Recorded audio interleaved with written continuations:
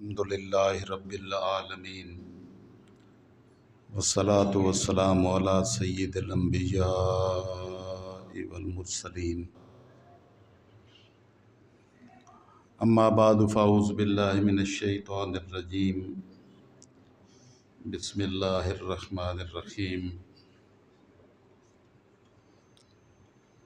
وَاتْلُ عَلَيْهِمْ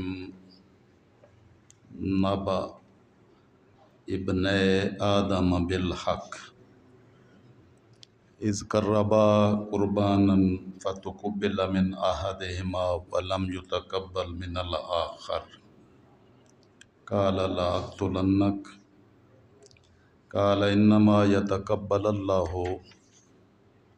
من المتقين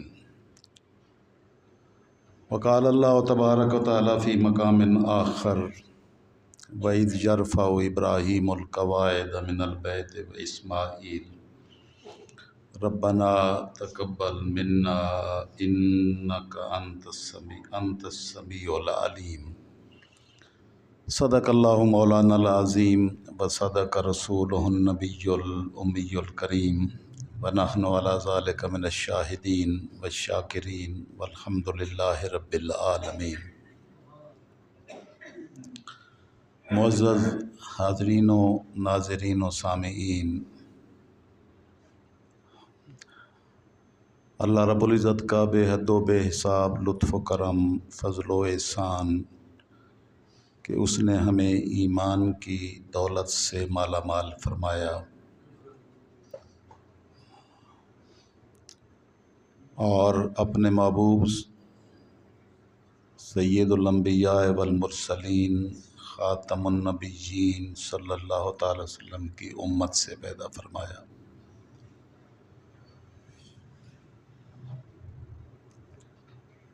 اللہ رب العزت کے احسانات، فضل و کرم اتنے زیادہ ہیں کہ جن کا شمار اور احصاء ممکن ہی نہیں۔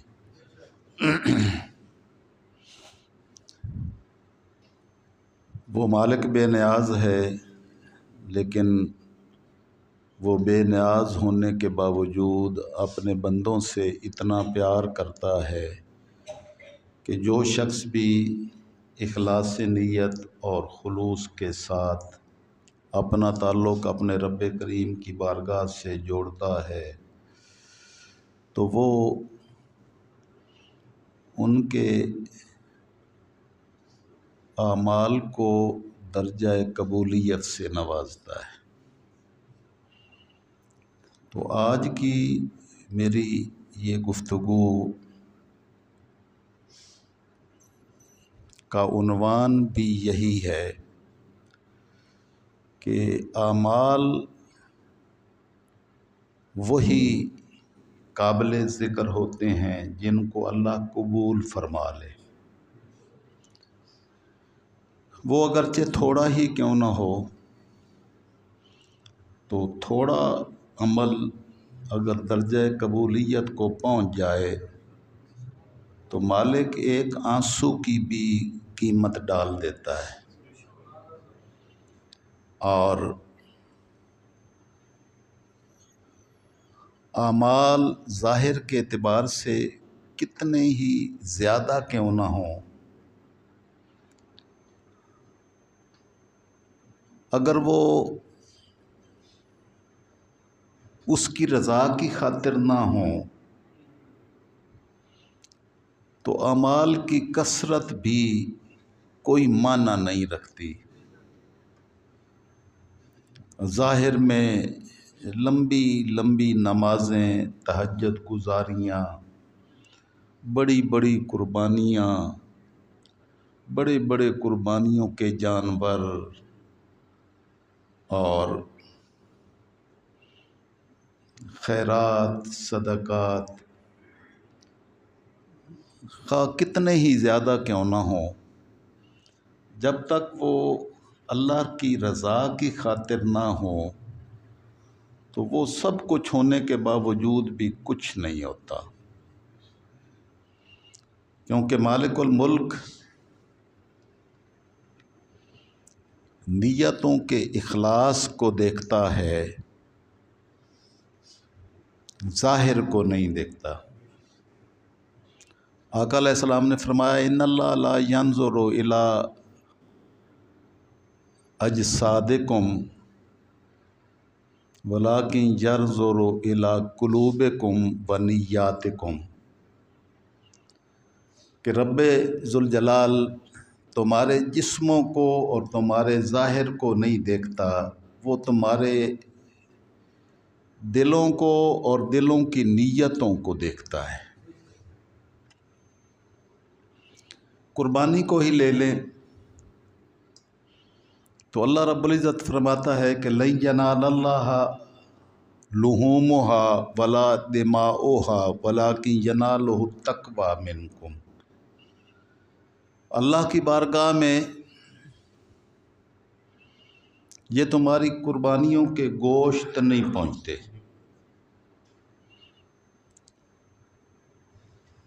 اور نہ ہی ان جانوروں کا خون اللہ کی بارگاہ میں جاتا ہے۔ خون بھی یہاں زمین پر بہہ جاتا ہے، گوشت بھی ادھر ہی رہ جاتے ہیں، تو پھر قربانی میں سے اللہ کی بارگاہ میں کیا پہنچتا ہے؟ وَلَٰكِن يَنَالُهُ التَّقْوَىٰ مِنْكُمْ، اللہ کی رضا اور اس کی خوشنودی کی خاطر تمہارے کیے ہوئے اعمال جو حسن نیت کی بنیاد پر ہوں، وہ نیتیں پہنچتی ہیں اللہ کی بارگاہ میں۔ تو انسان کے تمام اعمال کی دو جہتیں ہیں، ایک جہت اس کے ظاہر سے تعلق رکھتی ہے، ایک اس کے باطن سے تعلق رکھتی ہے۔ جو ظاہر سے تعلق رکھتی ہے وہ بندوں کے لیے ہوتی ہے، اور جو باطن سے تعلق رکھتی ہے وہ اس کے لیے ہوتی ہے جو نظر نہیں آتا۔ نظر آنے والے اعمال نظر آنے والوں کے لیے ہوتے ہیں۔ انسان نظر آتے ہیں تو نظر آنے والے اعمال کو انسان دیکھتے ہیں، تو اللہ نظر آنے والے اعمال کو دیکھتا ہی نہیں ہے۔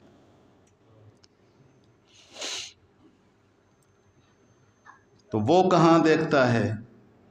وہ وہاں دیکھتا ہے جہاں لوگ نہیں دیکھتے۔ اور لوگ کیا نہیں دیکھتے؟ وہ اندر کی کیفیات نہیں دیکھتے، نہیں دیکھ سکتے ہیں نہ دیکھتے ہیں۔ اس کو وہ دیکھتا ہے جو خود نظر نہیں آتا۔ تو اندر کی چیزوں کو وہ غیب الغیب دیکھتا ہے، اور ظاہر کی چیزوں کو انسان دیکھتے ہیں۔ تو بندہ مومن کے اعمال جو ہے وہ اس من کی کیفیت پر مشتمل ہوتے ہیں جن کو اللہ دیکھتا ہے۔ تو ظاہر اعمال کا کتنا پہاڑوں جتنا ذخیرہ ہی کیوں نہ اکٹھا کر لیا جائے، اگر حسن نیت نہیں ہے تو کچھ بھی نہیں ہے۔ قربانیاں ہم نے بھی کی، مختلف لوگوں نے کی، اگر تو قربانی اس کی خاطر قربان کی ہو تو پھر اس قربانی کے ساتھ بہت ساری اور چیزیں بھی قربان کی ہوں گی۔ صرف جانور کا ذبح کرنا ہی قربانی نہیں ہے، بلکہ من کی انانیت کو ذبح کرنا بھی ضروری ہے۔ کیا ہم نے قربانی کے جانور کو ذبح کرنے کے ساتھ ساتھ اپنی انانیت کو قربان کیا کہ میں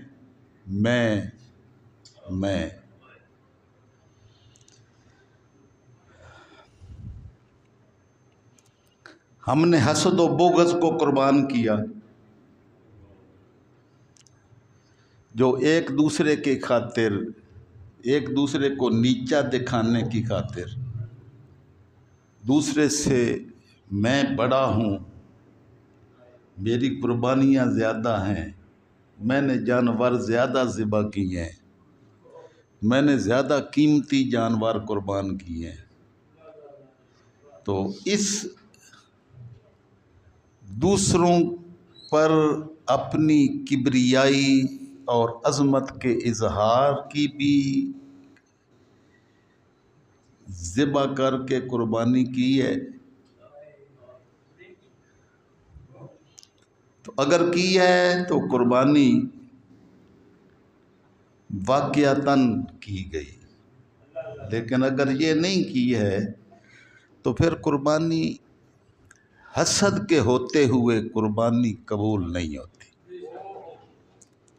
اس لیے اللہ رب العزت نے تاجدار کائنات صلی اللہ تعالیٰ علیہ وسلم کو کلام پاک کے ذریعے سے حکم فرمایا، وَاتْلُ عَلَيْهِمْ نَبَأَ ابْنَيْ آدَمَ،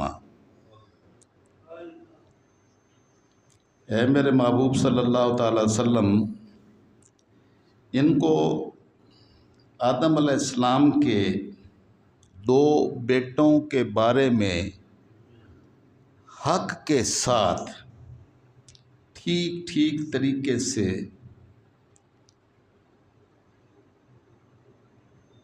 ان کی کیفیات کو پڑھ کے سنائیے، ان کے عمل کو بیان کیجیے۔ اذ قربا قربانا، جب دونوں نے قربانی دی، فتقبل من احدہما، تو ان میں سے ایک بھائی کی قربانی کو قبول کر لیا گیا، ولم یتقبل من الآخر، اور دوسرے سے اس کی قربانی قبول نہیں کی گئی۔ اب یہاں قربانی سے مراد جانور نہیں ہے، ہم قربانی صرف جانور کی سمجھتے ہیں کہ جانور قربان کرنے کو قربانی کہتے ہیں، تو پھر کیا ہے اس کا معنی؟ تو اس کا معنی محض اللہ کی بارگاہ میں اللہ کی رضا کی خاطر ہر قسم کی چیز کو اس کی نظر کرنا ہے، خواہ وہ جنس کی شکل میں ہو، کسی جانور کی شکل میں ہو، تو وہ سارا کچھ ہی قربانی ہی کہلاتا ہے۔ مال قربان کیا جائے، اولاد قربان کی جائے، انانیت قربان کی جائے، بغض اور حسد کی گردن پر چھری چلائی جائے، اس کو قربان کیا جائے، غضب ناکی کی صورت کو قربان کیا جائے۔ ہمارا تو معاشرہ غصے سے بھرا ہوا ہے، کسی کو ذرا جتنا برداشت کرنے کے لیے بھی تیار نہیں ہے۔ تو آقا اللہ رب العزت نے فرمایا کہ میرے محبوب صلی اللہ تعالی وسلم، یہ لوگوں کو ذرا آدم علیہ السلام کے دو بیٹوں کی قربانی کے احوال کو صحیح طریقے سے حق کے ساتھ ان کے سامنے بیان فرمائے کہ دونوں نے قربانی کی تو ایک کی قبول کر لی گئی، جبکہ دوسرے کی قربانی قبول نہیں کی گئی۔ اب قربانی دونوں طرف سے ہوئی، تو فتقبل من احدہما ولم یتقبل من الآخر، ایک سے اللہ رب العزت نے اس کی قربانی کو شرف قبول بخشا اور دوسرے سے اس کی قربانی قبول نہیں کی گئی۔ اب یہ کیفیت، یہ سیدنا آدم علیہ السلام کے دو بیٹے قابیل اور حابیل کا واقعہ ہے، یعنی آغاز سے ہی مالک الملک نے انسانیت کو جو پہلا سبق سکھایا وہ سبق یہ تھا کہ مالک کی رضا کی خاطر سب کچھ قربان کرنا ہی اصل بندے کی شان ہے۔ اب جس کی قربانی قبول نہیں ہوئی تو اس نے اپنے بھائی سے کہا لأقتلنک، میں تمہیں ہر صورت قتل کر کے چھوڑوں گا۔ کالا، تو جواب میں دوسرے بھائی نے کہا اس قتل کی دھمکی کے مقابلے میں انما یتقبل اللہ من المتقین، کہ اللہ متقی لوگوں کی قربانی کو قبول کرتا ہے۔ تو اگر تم بھی اپنے من میں اخلاص نیت اور تقوی، اللہ کی رضا، اللہ کی خوشنودی، اللہ کی خشیت، اللہ کا خوف اگر پیدا کر لو تو اب بھی موقع ہے تمہارے لیے درجہ قبولیت حاصل کرنے کا، کیونکہ اللہ رب العزت متقی لوگوں سے ہی اس کی قربانی قبول کرتا ہے۔ لیکن شیطان انسان کو اس راستے پر آنے کی بجائے کہ بندہ دوسروں کی نیکی کو دیکھ کر اور اس کے تقوی کو دیکھ کر خود تقوی کے راستے پر چلے، وہ حسد کے راستے پر چل نکلتا ہے کہ اس کو کیوں ہوا ہے۔ آقا علیہ السلام نے فرمایا کہ رشک ہے دو چیزوں میں، ایک وہ شخص جس کو اللہ نے مال عطا کیا تو اس نے اپنا مال اللہ کی رضا کی خاطر لٹا دیا، تو تم اس پر رشک کرو کہ میں بھی یہی کام کروں گا، کہ میں بھی اللہ کی رضا کی خاطر اپنا سب کچھ قربان کر دوں گا۔ یہ وہ قابل رشک آدمی وہ ہے۔ اور دوسرا وہ جس کو اللہ نے علم عطا کیا اور وہ لوگوں میں وہ صحیح علم بانٹتا ہے، تو وہ قابل رشک لوگ۔ تو رب ذوالجلال نے یہ دونوں کو قربانی کا ابتدائی، یعنی ابتدا ہی سے، انسانیت کی ابتدا ہی سے جو راستے دونوں متعین فرمائے، تو آقا علیہ الصلوۃ والسلام کو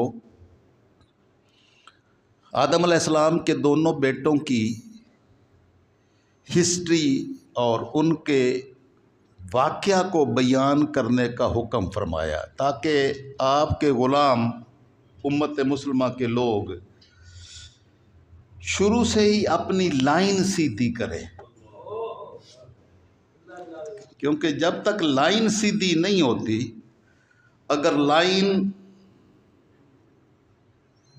الٹی لگ جائے تو ٹرین اپنی منزل کی طرف جانے کی بجائے حادثے کا شکار ہو جائے گی یا وہ دوسری طرف چلی جائے گی۔ وہ کانٹا ہی تو تبدیل کرتے ہیں نا تو سارا کچھ سیدھا ہو جاتا ہے، اور اگر کانٹا تبدیل نہ کرے تو پھر وہ اپنی منزل کو نہیں پا سکتا۔ تو دوسرے بھائی نے سمجھایا کہ تم حسد کی آگ میں جل کر مجھے قتل کرنے کی بجائے تقوی اختیار کرو تو اللہ تیری قربانی کو بھی قبول فرما لے گا، کیونکہ اس کی بارگاہ میں تو صرف تقوی ہی قبول ہوتا ہے، اخلاص نیت ہی قبول ہوتا ہے۔ انما یتقبل اللہ من المتقین، بے شک اللہ رب العزت اپنے بندوں سے ان کے اعمال جو قبول کرتا ہے تو وہ متقی لوگوں سے ہی قبول کرتا ہے۔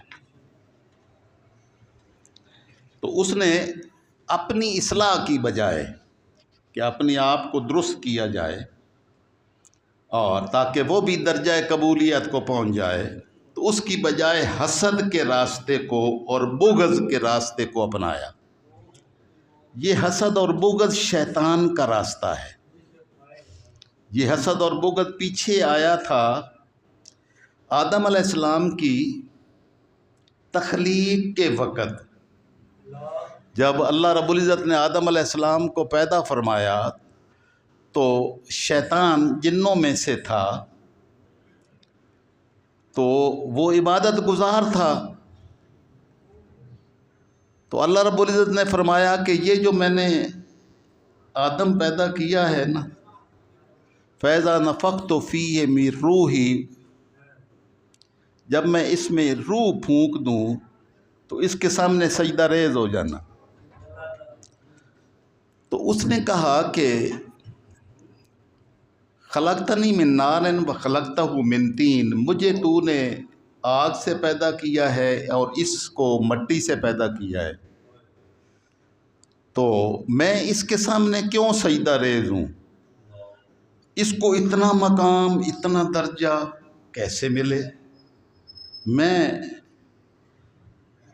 مٹی سے پیدا کیے جانے والے کے سامنے سجدہ ریز نہیں ہوتا۔ تو یہ جو اس نے دلیل دی تھی، یہ دلیل درست تھی یا غلط تھی؟ میرا آپ سے سوال ہے، انسان کو مٹی سے پیدا کیا گیا ہے کہ نہیں؟ یہی شیطان نے کہا تھا۔ شیطان کو آگ سے پیدا کیا گیا ہے کہ نہیں؟ کیا گیا ہے، یہی شیطان نے کہا تھا۔ لیکن وہ آدم علیہ السلام کے حسد میں یہ بھول گیا کہ کہہ کون رہا ہے، حکم کون دے رہا ہے۔ اصل بات ساری یہ تھی کہ وہ کمتر ہے یا عظیم ہے، اس کا تعلق ظاہر سے نہیں ہوتا، بلکہ اس کا تعلق اس سے ہوتا ہے کہ کس کو وہ کیا بناتا ہے اور کیا درجہ قبولیت عطا فرمانا چاہتا ہے۔ اگر وہ اس کو درجہ دے دے تو بنانے والے نے مجھے بھی پیدا کیا ہے، اس سے پیدا اسی نے کیا ہے، تو اگر اس کا حکم ہے تو اس کے سامنے جھک جانا یہی بندگی ہے، لیکن وہ اس کے سامنے جھکا نہیں ہے۔ تو جب بندہ حسد کی آگ میں اپنی انانیت کو قربان نہیں نہ کرتا، اپنی انانیت اور تکبر کی قربانی نہیں نہ دیتا، تو کوئی قربانی اور کوئی عمل، کوئی عبادت قبول ہی نہیں ہوتی۔ عبادت قبول ہوتی ہے اس کے حکم کے سامنے سر جھکا لینے سے۔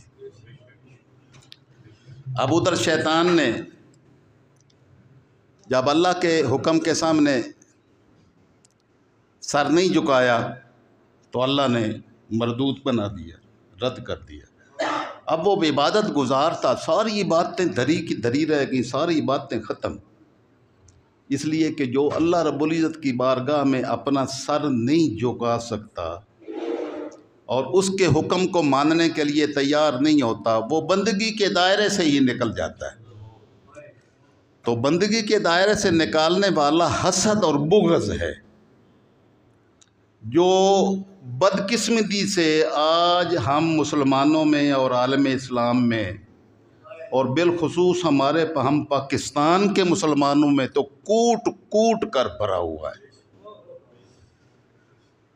تو یہ قربانی کا موقع تھا، قربانی کے موقع پر اب ہمیں اپنا جائزہ لینا چاہیے کہ ہم نے اس حسد اور بغض کو بھی ذبح کیا ہے کہ کوئی نہ۔ تو اگر تو حسد اور بغض کو ذبح کر دیا ہے، چھری اس پر پھیر دی ہے، تو آپ کو مبارک ہو، آپ کا چھوٹا سا عمل بھی اللہ کی بارگاہ میں درجہ قبولیت کو پا جائے گا۔ اور اگر ایسا نہیں ہے تو اللہ رب العزت کو یہ ظاہر کے اعمال کے پہاڑ بھی، نہ نماز، نہ روزے، نہ قیام اللیل، نہ بڑی بڑی عبادتیں، نہ بڑے بڑے جبے کبے، نہ بڑی بڑی داڑیاں، نہ حج، نہ عمرے، کوئی شے بھی درجہ قبولیت کو انسان کو نہیں پہنچا سکتی، اس کے عمل کو نہیں پہنچا سکتی جب تک کہ اس نے حسد اور بغض کی گردن پر چھری نہ چلائی ہو۔